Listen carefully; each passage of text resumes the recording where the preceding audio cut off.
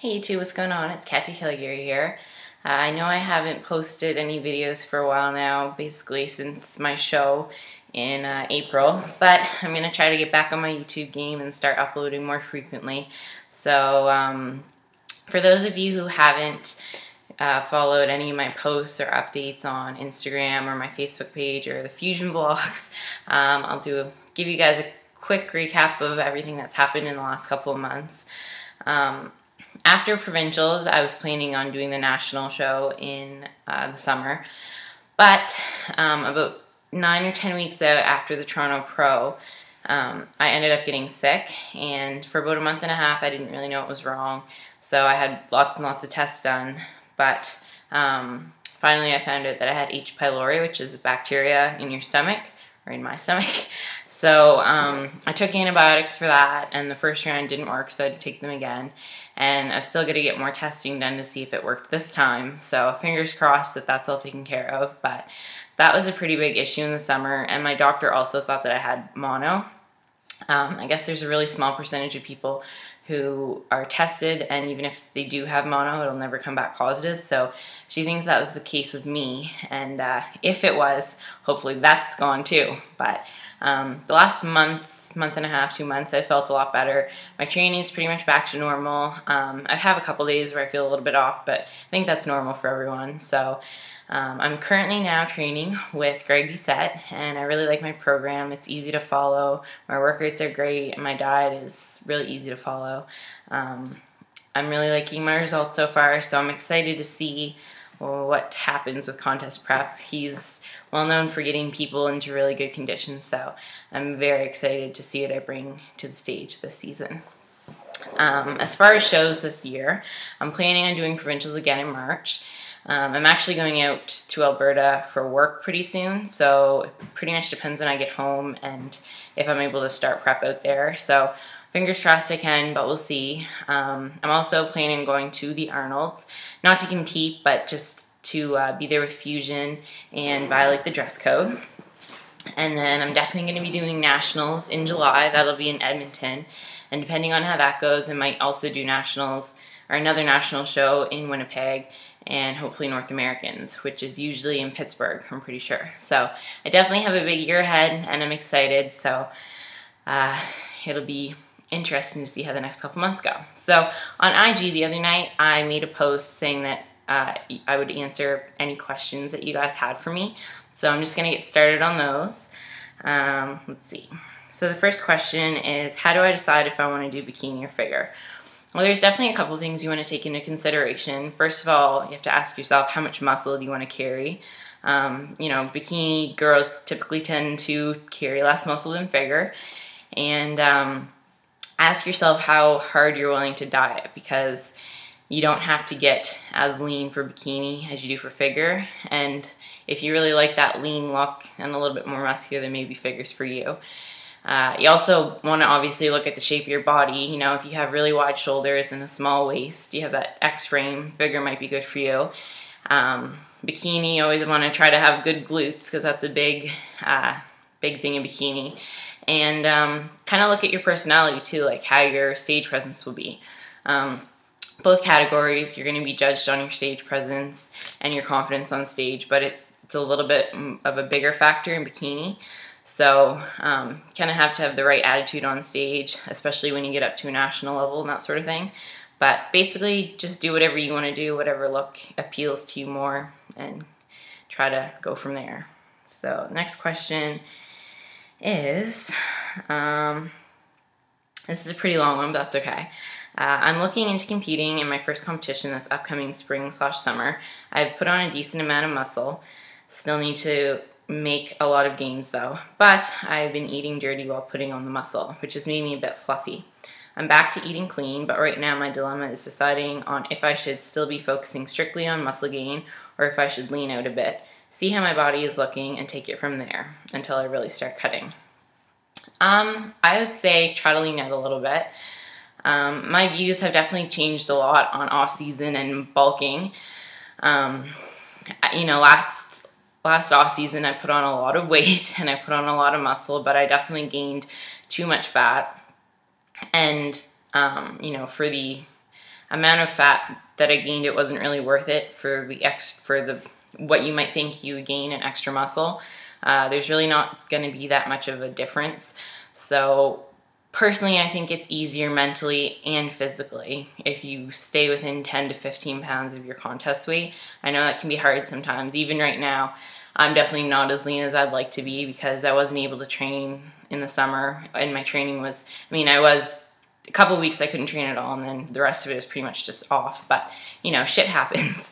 But yeah, if you can stay leaner, I definitely would recommend that.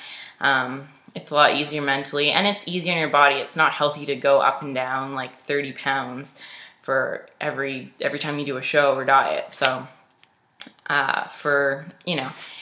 it's not going to be worth it, in my opinion, to gain all that weight just for the muscle. You're going to not add that much more extra muscle, so it's not really worth it. I would definitely diet down a little bit. You don't want to be contest ready all year round because that's not healthy, but within 10 to 15 pounds of your contest weight, I would say is pretty good. There's no reason for girls to bulk up, and it's just, most girls are more comfortable when they're a little bit leaner, so that's just my take on it. Next question is, what do you think builds the booty fastest, squats or lunges? I would say a combination. Definitely you want to hit your big compound movements like squats, deadlifts, leg press is always good. Lunges are really great. I like to do a variety of stuff, so all those. I really like sumo deadlifts, stiff leg deadlifts, just a combination of things. I don't think there's really one exercise in particular, but squats definitely help. But yeah, just a good, well-rounded program. Let's see. On off season, do you always stick to lean proteins, or do you allow yourself hamburger and other fattier meats? If so, how often? And also, how often do you allow yourself cheats during the week? I'm in my off season right now, but I am trying to cut down a little bit because I put on some extra weight in the summer. So I don't really have any fatty meats. I don't have anything against it. I mean, if that works for you, then go for it. But no, right now I'm pretty much just taking in like chicken, fish, that sort of thing. And like I have like Quest bars, P28 bread, what else? Obviously protein powder. So I'm not taking it in, but I don't have anything against it. If it works with your diet, then great. And I don't really have any cheats. I mean, sometimes I do. I don't have like a once a week schedule to cheat. Since it's my off season, basically rule of thumb, eat clean or stick to my diet 90% of the time. And if there's something that comes up that I really want something or whatever, I can have it. But I know that I'm not going to be having any cheats during my contest prep whatsoever. Maybe if I'm like super, super tired, I'll have a refeed or a little increase in calories, but definitely not any cheats. I don't have anything against it, but I don't think that it's the smartest thing to do and go have a huge cheat day and binge, but there's definitely an advantage or some benefits to having like a refeed or a planned cheat meal where you're just having a smaller increase in calories instead of doing like a 5,000 calorie binge, because that's not really going to help you at all. That's another thing that's definitely changed for me. I used to do that. I have my days where I get a little off track, but I'm working on it. So I try not to cheat as much as I can, but since it's my off season, sometimes it happens. Next question. How do you stay motivated after an injury or a rut, etc.? I can definitely, I don't know, I kind of just remind myself of what I've accomplished in the past and what I'm capable of. I definitely went through that this summer, not being able to train with the intensity that I'm used to, and I took like 3, almost 4 weeks off completely at one point because I was just so exhausted and so sick. So it's definitely hard coming out of a rut. It's been a tough summer mentally, but you just have to remind yourself what you're capable of and just try to keep pushing forward, because if you just dwell on the negative, then you're never going to improve or progress. I can't talk. But just kind of try to look at the positive side of things. Surround yourself with positive people and positive vibes. It definitely never helps to be around negativity. So I try to just have as much positive influences in my life as possible, and I just have to constantly remind myself every day to be positive, because that's always been my biggest downfall, is my being negative or, you know, having or doubting myself. So hope that helps. Next question is, despite being drop dead gorgeous, do you have any physical insecurities? Well, thank you. Yeah, definitely. I mean, like I said, I'm not as lean as I'd like to be right now. I think most physique competitors are never truly happy with their body. You're always trying to improve. So, yeah, definitely.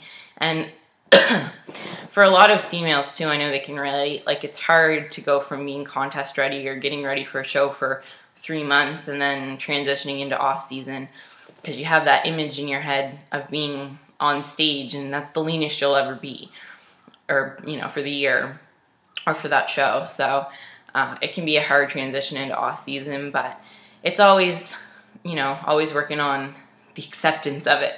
So yeah, definitely. It's, yeah. Let's see. What do you want to do? What do you want to do after you get your pro card? Do you have any fitness plans for the future, like as in compete forever? What would be your ideal dream career in the fitness industry? Well, I'm hoping I get my pro card soon.